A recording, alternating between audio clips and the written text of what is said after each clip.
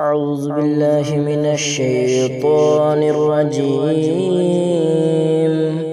بسم الله الرحمن الرحيم. سبحان ذي الملك والملكوت، سبحان ذي العزة والعظمة والهيبة والقدرة والكبرياء والجبروت.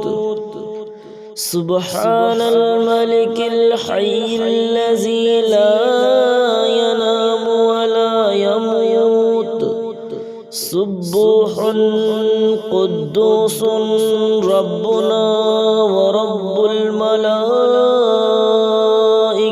والروح. اللهم أجرنا من النار يا مجير يا مجير يا مجير.